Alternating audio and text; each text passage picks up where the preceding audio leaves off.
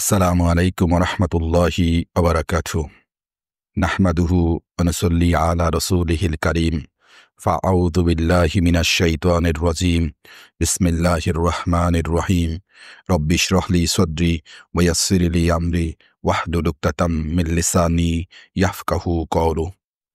আজকের আলোচনায় আমরা একজন নারীর জীবনের অন্যতম মহান সফর নিয়ে ভাবব, মা হওয়ার সফর। এটি এমন এক যাত্রা যেখানে আনন্দের অশ্রু আর ভয়ের অনিশ্চয়তা, আশার আলো আর উদ্বেগের অন্ধকার সবকিছু একসাথে মিশে থাকে। নতুন প্রাণের আগমনের প্রতীক্ষা একজন মায়ের হৃদয়কে করে তোলে নরম, সংবেদনশীল আর পরিপূর্ণ আবেগে ভরা। এই যাত্রা কেবল একটি শারীরিক পরিবর্তন নয়, বরং এটি হলো আত্মিক পরিশুদ্ধির একটি সফর, যেখানে প্রতিটি দিন ও রাত, প্রতিটি দুশ্চিন্তা ও প্রত্যাশা আল্লাহর সঙ্গে সম্পর্ক গভীর করার সুযোগ হয়ে ওঠে। প্রিয় শ্রোতাবৃন্দ, আমার এই আলোচনায় যদি কোনো ভুল ত্রুটি হয়, আপনার অবশ্যই ক্ষমা সুন্দর দৃষ্টিতে দেখবেন। হে আল্লাহ, আপনি আমার এই কাজকে সহজ করে দিন। আমার ভুল ত্রুটিকে ক্ষমা করুন, কথাগুলোতে আপনার বারাকা দান করুন, এবং এ থেকে যে উপকার পাওয়া যায় তা আমাদের সকলের জন্য কবুল করুন। প্রিয় মায়েরা, মনে রাখবেন, আপনার গর্ভে সন্তান আছে, কিন্তু তার সৃষ্টির মালিক আপনি নন। সেই নিখুঁত স্রষ্টা হলেন আল্লাহ সুবহানাহু ওয়া তাআলা। তিনি চাইলে নতুন প্রাণ দেন, চাইলে আটকে দেন। যখন একজন মা এই সত্যটা হৃদয়ে গেঁথে নেন, তখন তার বুকের ভেতর জমে থাকা ভয় আর অস্থিরতা গলে যায়। তিনি বুঝতে পারেন, আমার দায়িত্ব শুধুই চেষ্টা করে যাওয়া আর মহান রবের দরবারে দোয়া করা। সৃষ্টি করা আমার দায়িত্ব নয়। এই বিশ্বাস তার হৃদয়কে নরম করে, চোখে ভরসার পানি এনে দেয়, আর মনকে শান্তির ঘরে পরিণত করে। তখন প্রতিটি দুশ্চিন্তার জায়গায় ভর করে এক নতুন শক্তি, আল্লাহর উপর পরিপূর্ণ আস্থা। প্রিয় মায়েরা, মনে রাখুন, গর্ভাবস্থায় সময়টি কেবল শারীরিক পরিবর্তনের নয়, মানসিক এক বড় পরীক্ষার সময়। শয়তান জানে একটি নতুন প্রাণ দুনিয়ায় আসছে, আর সে চায় না এই প্রাণ ঈমান ও শক্তি নিয়ে পৃথিবীতে জন্মাক। তাই তখন সে সবচেয়ে বেশি সক্রিয় হয়ে ওঠে। মায়ের মনে ভয় ডালে, যদি সন্তান অসুস্থ হয়, যদি আমি সামলাতে না পারি, যদি ভবিষ্যৎ অন্ধকার হয়ে যায়। এসব কালো চিন্তা শয়তানের ফাঁদ। কিন্তু মায়ের দায়িত্ব হলো আল্লাহর দিকে ফিরে থাকা, আল্লাহর কাছে দোয়া করা, দুশ্চিন্তার বদলে শুধুই আল্লাহ সুবহানাহু ওয়া তাআলার দরবারে হাত তুলে রাখা, হতাশার বদলে ভরসা, ভয়কে রূপান্তরিত করা সাহসে।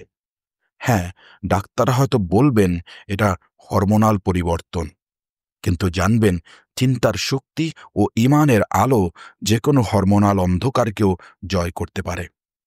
যে মা আল্লাহর জিকিরে ডুবে থাকে সব সময়, যে মা কোরআনের আয়াত হাতে রাখে, বুকে রাখে, যে মা আল্লাহর সাথে ফিসফিস করে কথা বলে, তার অন্তর শান্ত থাকে, আর সেই শান্তি সন্তানের হৃদয়ে ঢুকে যায়।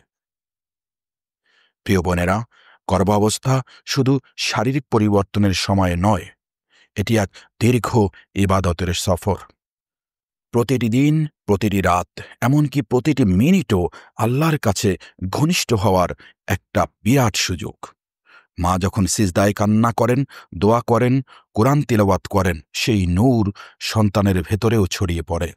মায়ের অন্তরের প্রশান্তি সন্তানের অন্তরের শান্তি গড়ে তোলে। ভাবুন তো, আপনার প্রতিটি দোয়া, প্রতিটি তিলাওয়াত, প্রতিটি জিকির আপনার সন্তানের জন্য ভবিষ্যতের দিকনির্দেশ হয়ে যাচ্ছে। 9 মাস শুধু অপেক্ষা নয়, এটি আপনার এবং আপনার সন্তানের জন্য বরকতময় আধ্যাত্মিক এক সফর। প্রিয় মায়েরা, আমরা হয়তো ভাবি সন্তান জন্ম নেয়ার পর থেকেই তার লালন পালন শুরু হয়। আসলে না, গর্ভের ভেতর থেকেই লালন পালন শুরু হয়ে যায়। আপনি কি দেখছেন, কি শুনছেন, কেমন পরিবেশে সময় কাটাচ্ছেন, সব কিছু আপনার সন্তানের অন্তরে পৌঁছে যাচ্ছে। যদি আপনার মন ভরে থাকে ইতিবাচক চিন্তা, দোয়া, কুরআনের তিলাওয়াত, প্রশান্ত পরিবেশ, তাহলে আপনার শিশুর হৃদয়ও তেমনি আলোতে ভরে উঠবে। মায়ের চিন্তা একদিন সন্তানের চরিত্রে রূপ নেয়।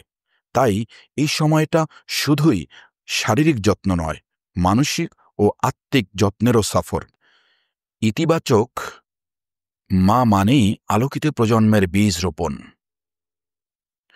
গর্ভাবস্থায় মায়ের প্রতিটি পদক্ষেপ সন্তানের জীবনের সাথে অঙ্গাঙ্গিভাবে জড়িত। কি খাচ্ছেন, কেমনভাবে নিজের শরীরের যত্ন নিচ্ছেন, কিভাবে ইবাদত করছেন, এসব সন্তানের শরীর, মন ও আত্মায় প্রভাব ফেলে। সেজন্য আপনাকে গ্রহণ করতে হবে স্বাস্থ্যকর হালাল খাবার।